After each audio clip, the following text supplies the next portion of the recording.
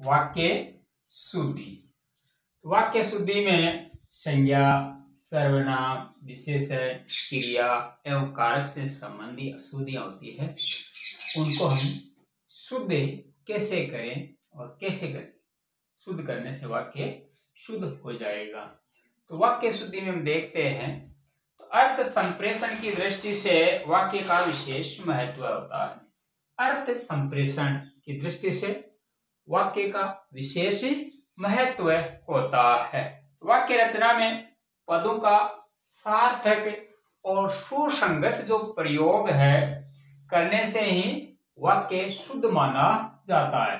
तो एक तो सार्थक शब्द होते हैं, सार्थक शब्द और उनका सुसंगत प्रयोग करने से ही वाक्य शुद्ध माना जाता है। तो संज्ञा, सर्वनाम, विशेषण, क्रिया, कारक आदि का शुद्ध प्रयोग करने से वाक्य प्रयोग शुद्ध हो जाता है। संज्ञा, सर्वनाम, विशेषण, क्रिया एवं कारक का शुद्ध रूप से प्रयोग करने से वाक्य है वह शुद्ध हो जाता है। इसलिए व्याकरण के सभी तत्वों और अंगों का पूरा ज्ञान आवश्यक माना जाता है। इसलिए हिंदी व्याकरण में जितने भी तत्व है या अंग है उनका हमें ज्ञान होना बहुत आवश्यक है। तो सबसे पहले हम देखते हैं संज्ञा संबंधी अशुद्धि संशोधन। तो आप हमें सबसे पहले तो यह ध्यान होना चाहिए कि संज्ञा होती क्या है। तो किसी व्यक्ति, वस्तु, स्थान, गुण या भाव के नाम को क्या कहते हैं? संज्ञा। और कभी कभी एक ही वाक्य में जब दो जगह संज्ञा का यानी संज्ञा शब्दों का प्रयोग कर देते हैं तो वाक्य अशुद्ध हो जाता है। और इनको शुद्ध करने के लिए जो पहले जो शब्द होता है उसको हम यथावत रख देते हैं और जो दूसरा शब्द होता है उसको हटा देवे तो वाक्य अपने आप लगभग शुद्ध हो जाता है। तो अशुद्ध वाक्य है संज्ञा संबंधी में हिमालय पर्वत बर्फ से ढका रहता है। सबको ध्यान है हिमालय पर्वत पे बर्फ है, लेकिन हिमालय ये भी किसी का नाम है और पर्वत ये भी उसी का नाम है। तो दो जगह है संज्ञा शब्द है, इसलिए इनमें से हम एक को हटा देंगे तो हिमालय बर्फ से ढका रहता है, यह शुद्ध वाक्य हो गया। हिमालय पर्वत बर्फ से ढका रहता है तो हिमालय बर्फ से ढका रहता है।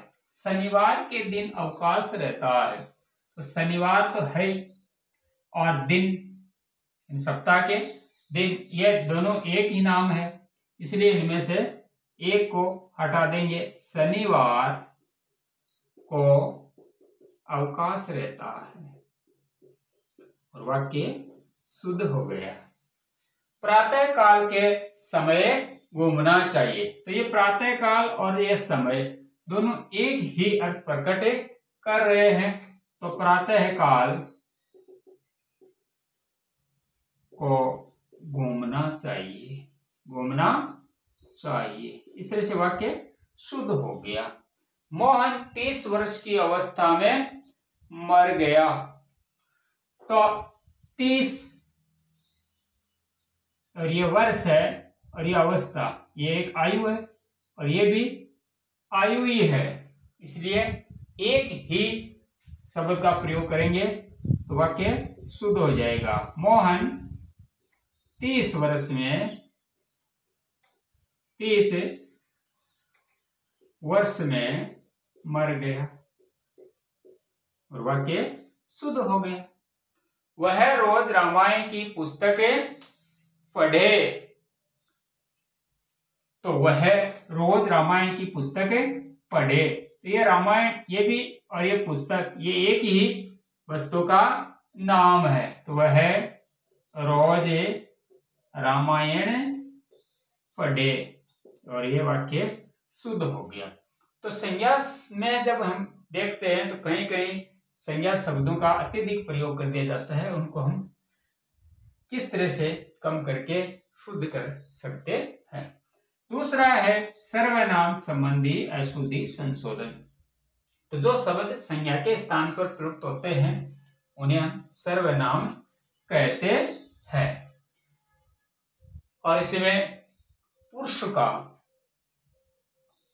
का ध्यान रखना पड़ता है, यानी किसके लिए कौन सा वाक्य है या शब्द है वह प्रयुक्त होगा। मेरे को पाठ याद नहीं हुआ, मेरे को पाठ याद नहीं हुआ, तो मेरे को यानी मुझे पाठ याद नहीं हुआ, और ये वाक्य शुद्ध हो गया। तेरे से कुछ नहीं होगा, तो तेरे से तुझसे कुछ नहीं होगा, ये वाक्य शुद्ध हो गया। उसने वहां जाना ही था, उसने तो उसे वहां जाना ही था, और वाक्य शुद्ध हो गया। मैं तेरे को सब बता दूंगा, तो मैं तुझे सब बता दूंगा, और इस तरह से वाक्य शुद्ध हो गया। सर्वनाम संबंधी अशुद्धि। इसके बाद में आता है विशेषण।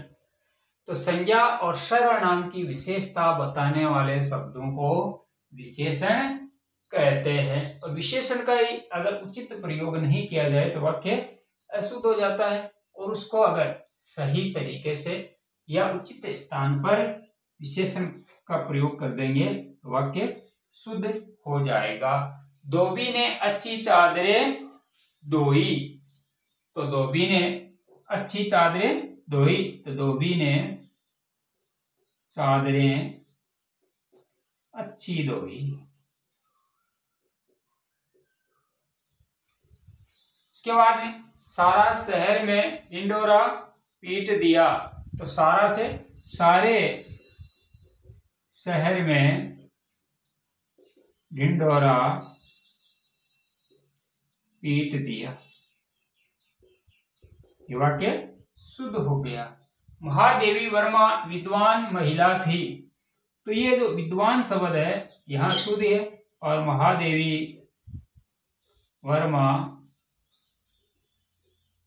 विदुषी महिला थी।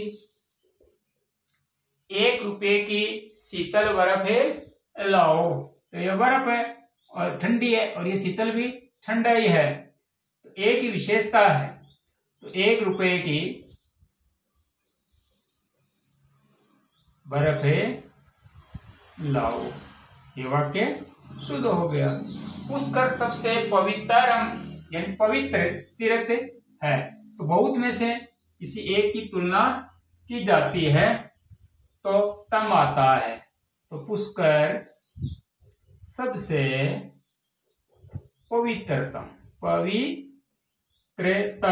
पवित्रतम तीर्थ है। इस तरह से संज्ञा, सर्वनाम और विशेषण का हम वाक्य जो अशुद्ध होता है उसको शुद्ध कर सकते हैं।